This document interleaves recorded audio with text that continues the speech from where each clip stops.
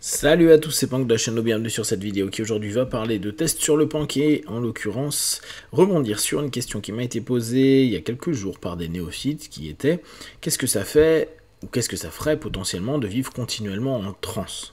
Alors, là ça reste une croyance, une perception, je pense que déjà on est 99% du temps en transe, c'est-à-dire dans cette communication entre le conscient et le subconscient, en diminuant le facteur de jugement.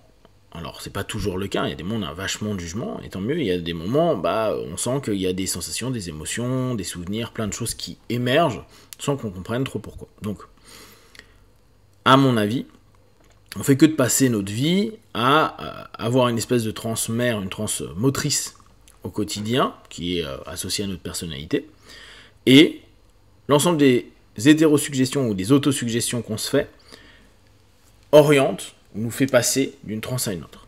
Je pense que assez rarement, on arrive dans un état où on est hors transe. C'est peut-être le cas, hein, mais pour l'instant, j'arrive pas à forcément bien le définir. Derrière cette question, je me suis dit, et ça fait déjà plusieurs fois hein, que je me le répète, qu'est-ce que ça ferait si pendant quelques semaines, après ça serait plus drôle sur quelques mois, mais on va dire quelques semaines, je m'impose d'être constamment en transe, mais au niveau somnambulique. Chercher un niveau somnambulique. Alors je rappelle, un niveau somnambulique, selon l'échelle de Harrons, donnera un phénomène hypnotique associé à l'analgésie. Okay. Analgésie, donc, c'est physiquement une douleur n'est plus gênante, ce qui ne veut pas dire qu'il n'y a pas de douleur et qu'on ne la sent pas, c'est qu'elle n'est plus gênante.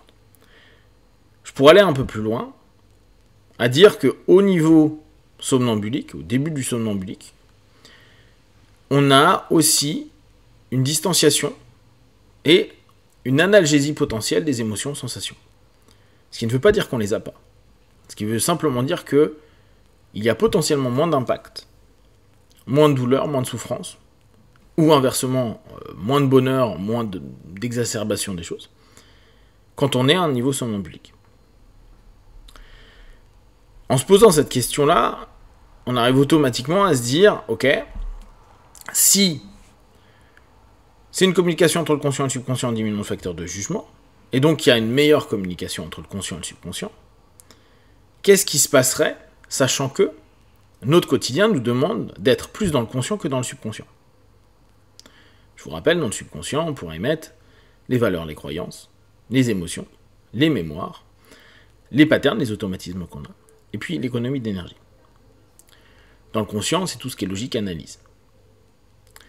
Donc, notre société nous a développé pour être plus logique et analytique. En gros, que le mental soit mis en avant. C'est pas les personnes qui sont corporelles ou les personnes trop émotionnelles qui sont mises en avant, bien qu'en ce moment, on entend beaucoup de politiques, et beaucoup de personnes qui remettent en question le côté mental et qui disent qu'il faut aller plus vers les émotions. Personnellement, je ne pense pas que ce soit une bonne chose. Que les émotions soient incluses, oui. Qu'on aille dans l'émotion plutôt que dans le mental, je ne pense pas que ce soit une bonne clé. Et on le voit, hein, ne serait-ce que pendant une séance d'hypnose. Une personne qui est trop dans l'émotion, qui n'arrive plus à mentaliser ou à corporaliser les choses, est quasiment inguidable et s'enferme dans des boucles où il n'y a que une surexploitation des émotions qui en fait ne sont plus écoutées mais simplement exprimées.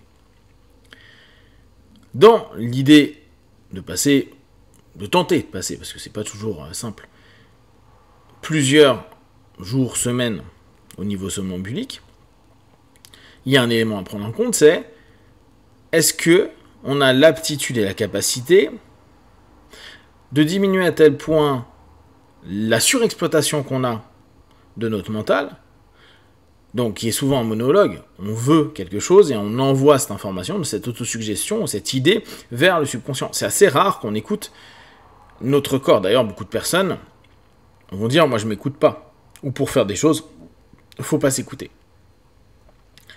Donc, cette surexploitation fait qu'assez souvent on étouffe la réponse du subconscient, qui, attention, ne va pas forcément dans un sens contraire de ce que veut le conscient. Peut-être il le demande d'une forme différente ou envoie une info différente. Donc si on si je pars, en l'occurrence, sur cette notion de dire, je tente de maximiser les temps au niveau somnambulique. Ce qui m'est déjà arrivé, je vous en ai déjà parlé à plusieurs reprises dans les vidéos, notamment quand je fais des séminaires pendant un certain temps, quand je m'entraîne beaucoup, quand je médite beaucoup, mais les séminaires, je crois que c'est là où c'est le plus marquant, pendant plusieurs jours, voire parfois, ça dure plus d'une semaine, je suis vraiment en transe tout le temps, en transe somnambulique. Attention, quand je dis transe, c'est pas forcément une transe hypnotique. C'est pas orienté spécifiquement pour des sessions d'hypnose, c'est vraiment un état du quotidien. Et je sais très bien quelles sensations ça me fait, je sais très bien comment je suis, et à quel point, notamment, si on reprend une diminution du mental à un moment donné, de la logique et de l'analyse, à quel point je peux avoir des réflexions, des mots, des comportements qui sont ultra pulsionnels. Je dis ce que je pense encore plus facilement, bon, alors déjà que c'est pas gagné, je fais des actions qui parfois, en tout cas l'initiation me semble complètement étrange, tiens pourquoi j'ai envie de faire ça, pourquoi je me ressens là-dedans, etc. Donc on a un peu l'impression à ce moment-là d'avoir une méconnaissance de soi ou une incompréhension de pourquoi on est en train d'agir de telle ou telle façon. Pourtant, clairement, il n'y a rien de flippant, hein. C'est pas genre il y a une partie schizophrénique de nous qui est en train de s'exprimer et qu'on va détruire le monde, hein. C'est beaucoup plus cool parce que ça reste quand même nous, mais c'est comme si on laissait émerger des facettes de soi avec soi-même, subconscient, qui prennent plus de place parce que on n'est pas dans cette potentialité d'hyper-contrôle que le conscient peut imposer. On l'impose bien sûr, parce que notre système, notre société nous impose ça. Il y a des règles, il y a des lois, il y a des codes. En gros, il y a un surmoi et c'est normal que pour avoir un minimum de civisme, d'éducation et autres, on ait ces notions-là. L'idée donc du test, ça serait pendant plusieurs semaines, à voir si j'y parviens, de m'imposer à être dans un niveau somnambulique. Ce qui est intéressant, c'est que beaucoup d'auteurs en hypnose, et puis là, je lisais un bouquin de Silva, je vous ferai le résumé avec Lee dans les podcasts de Méthode Silva, mais lui, il est assez amusant parce qu'il aime à dire que, en gros, quand on est en alpha, on est connecté à la source, à Dieu, à ce que vous voulez. Moi, c'est pas trop des sémantiques qui me parlent. Mais pour moi, on est connecté à un nous de façon plus globale, plus générale, plus entier. Et on est donc plus juste parce qu'on est connecté à un nous plus entier.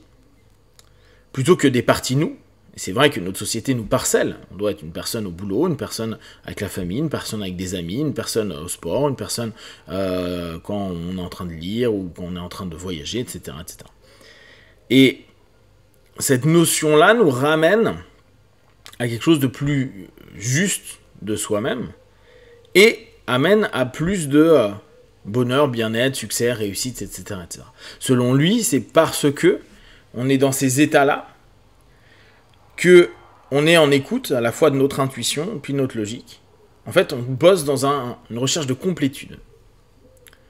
C'est pas le seul auteur qui dit ça, mais vu que là, c'est ce que je lisais cette semaine et que ça allait très bien avec la conversation que j'ai eue, cette notion de complétude, elle est assez intéressante parce que il est possible, on peut avoir une hypothèse, de dire qu'on est incomplet parce qu'on est en non-écoute ou en déni, en rejet de parties de nous, parce qu'on les a assimilés, on a mis des étiquettes de c'est dangereux, c'est pas bien, je suis mauvais ou c'est mal, un peu côté très autocritique, à la place d'avoir une communication avec, parce que là encore, c'est pas le subconscient qui domine, mais c'est plus le conscient qui fait que dominer, c'est un deal, un dialogue, un échange, qui pourrait amener à peut-être des découvertes de soi, un étonnement de soi, parce que justement il n'y a plus ce lead qui est pris constamment. Donc je vais tenter, je vous verrai si je vous fais une vidéo feedback, mais ça reste toujours quelque chose qui est intéressant à tester, parce que ça peut ouvrir des potentiels de compréhension, bien sûr de la transe qui est toujours pour moi l'élément le plus intéressant en thérapie et dans le quotidien, et sur soi, avec peut-être des éléments où, vu qu'il y aura moins cette obligation via le mental, de voir s'il y a des attitudes, comportements, pensées et process qui évoluent différemment ou qui s'expriment différemment. Si vous avez des questions et des remarques sur le sujet, partagez sur Facebook, YouTube. J'y répondrai le plus rapidement possible. Comme d'habitude, de tout ce que je propose, ne prenez que ce qui est bon et juste pour vous. Testez, observez, analysez et concluez. Be one. Ciao.